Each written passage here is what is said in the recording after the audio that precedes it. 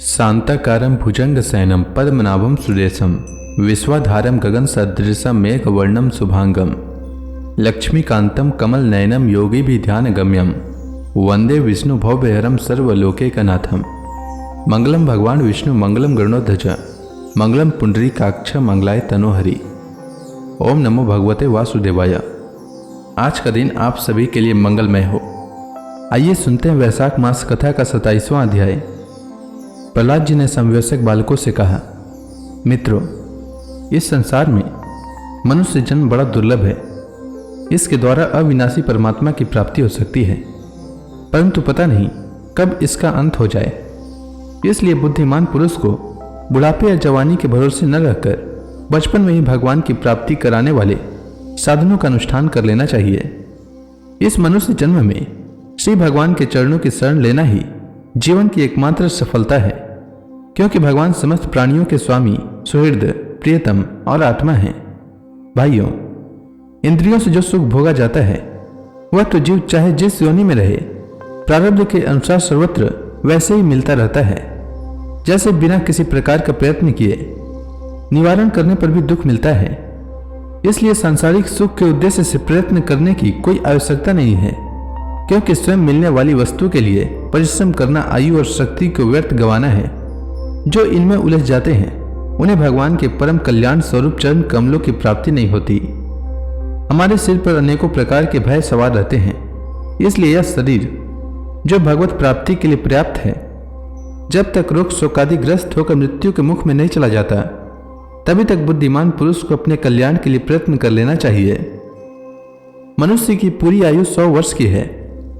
जिन्होंने अपनी इंद्रियों को वश में नहीं कर लिया है, उनकी आयु का आधा हिस्सा तो यूं ही बीत जाता है, क्योंकि वे रात में घोर तमोगुण अज्ञान से ग्रस्त होकर सोते रहते हैं। बचपन में उन्हें अपने हित अहित का ज्ञान नहीं रहता। कुछ बड़े होने पर कुमार अवस्था में वे खेल कूद में लग जाते हैं। इस प्रकार 20 वर्ष तो पता ही नहीं चलता। जब बुढ़ापा शरीर को ग्रस्त लेता है, तब अंत के 20 वर्षों में कुछ करने धरने की शक्ति ही नहीं रह जाती।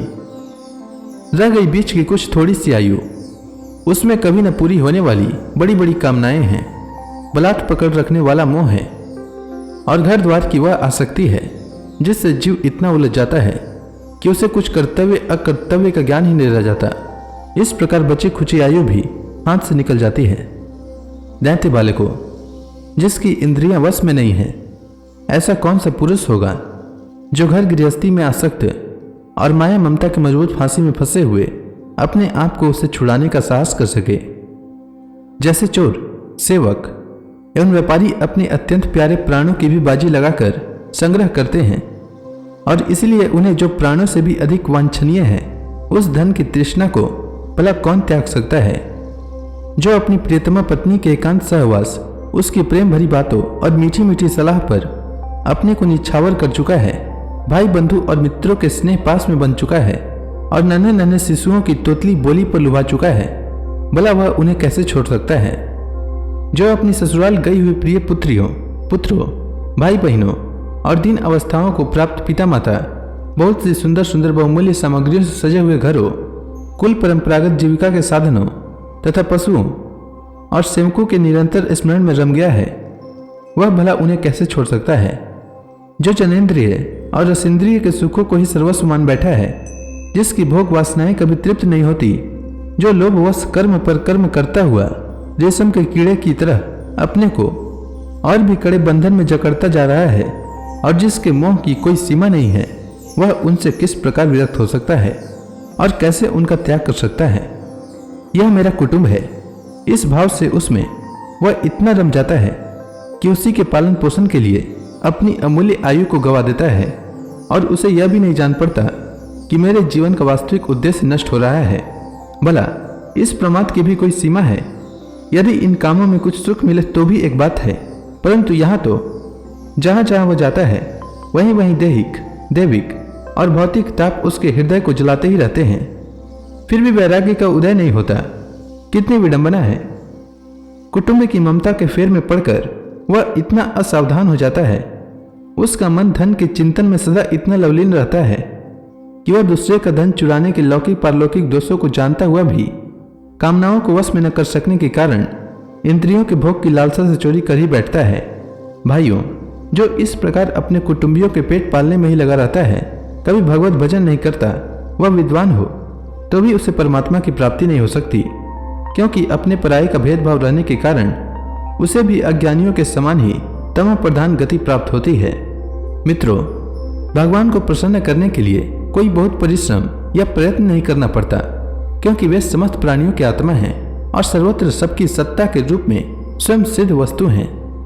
ब्रह्मा से लेकर तिनके तक छोटे बड़े समस्त प्राणियों में, पंचभूतों से बनी हुई वस्तुओं में, पंचभूतों में, सूक्ष्म तन्मात्राओं में, महतत्वों में, तीनों गुणों में और गुणों की साम्यावस्था प्रकृति में एक ही अविनाशी परमात्मा विराजमान है। वही समस्त सौंदर्य, माधुर्य और ऐश्वर्यों की खान है। वही अंतर्यामी दृष्टा के रूप में है और वही दृश्य जगत के रूप में भी है। सर्वथा अनिर्वचनीय तथा विकल्प रहित होने पर भी दृष्टा और दृश्य, व्याप्य और व्यापक के रूप में उनका निर्वचन किया जाता है। वस्तुतः उनमें एक ही विकल्प नहीं है। वे केवल अनुभव स्वरूप, आनंद स्वरूप एकमात्र परमेश्वर ही हैं। गुण में सृष्टि करने वाली माया के द्वारा ही उनका ऐश्वर्य छिप रहा है। इसके निवृत्त होते ही उनके दर्शन हो जाते हैं। इसलिए तुम लोग अपने दैत्यपन का, आसुरी संपत्ति का त्याग करके समस्त प्राणियों पर दया करो, प्रेम से उनकी भलाई करो। इसी से भगवान प्रसन्न होते हैं। आदि नारायण अनंत भगवान के प्रसन्न हो जाने पर ऐसी कौन सी वस्तु है जो नहीं मिल जाती। लोक और परलोक के लिए जिन धर्म, अर्थ आदि की आवश्यकता बतलाई जाती है, वे तो गुणों के परिणाम से बिना प्रयास के स्वयं मिलने वाले हैं। जब हम श्री भगवान के चरणामृत का सेवन करने और उनके नाम गुणों का कीर्तन करने में लगे हैं, तब हमें मोक्ष की भी क्या आवश्यकता है। योग शास्त्रों में धर्म, अर्थ और काम, इन तीनों पुरुषार्थों का भी वर्णन है। आत्मविद्या, कर्मकांड, न्याय, दंड नीति और जीविका के विविध साधन, ये सभी वेदों के प्रतिपाद्य विषय हैं। परंतु यदि ये अपने परम हितैषी परम पुरुष भगवान श्री हरि को आत्मसमर्पण करने में सहायक हैं, तभी मैं इन्हें सत्य मानता हूँ, अन्यथा ये सब के सब निरर्थक हैं। यह निर्मल ज्ञान जो मैंने तुम लोगों को बतलाया है बड़ा ही दुर्लभ है। इससे पहले नर नारायण ने नारद जी को उपदेश किया था, और यह ज्ञान उन सब लोगों को प्राप्त हो सकता है जिन्होंने भगवान के अनन्य प्रेमी एवं अकिंचन भक्तों के चरण कमलों की धूलि से अपने शरीर को नहला लिया है। यह विज्ञान सहित ज्ञान विशुद्ध भागवत धर्म है। इसे मैंने भगवान का दर्शन कराने वाले देवर्षि नारद जी के मुंह से पहले पल सुना था। प्रहलाद जी के सपाटियों ने पूछा, प्रहलाद जी, इन दोनों गुरु पुत्रों को छोड़कर और किसी गुरु को तो न तुम जानते हो और न हम। यही हम सब बालकों के शासक हैं। तुम एक तो अभी छोटी अवस्था के हो और दूसरे जन्म से ही महल में अपनी माँ के पास रहे हो। तुम्हारा महात्मा नारद जी से मिलना कुछ असंगत सा जान पड़ता है। प्रियवर, यदि इस विषय में विश्वास दिलाने वाली कोई बात हो तो तुम उसे कहकर हमारी शंका मिटा दो। तो इसी के साथ यह अध्याय समाप्त हुआ। इसके आगे की कथा मैं कल के अध्याय में सुनाऊंगा। तब तक के लिए भगवान हरि का नाम लेते रहें। तो प्रेम से बोली भगवान विष्णु की जय, श्री कृष्ण भगवान की जय, समस्त देवी देवताओं की जय।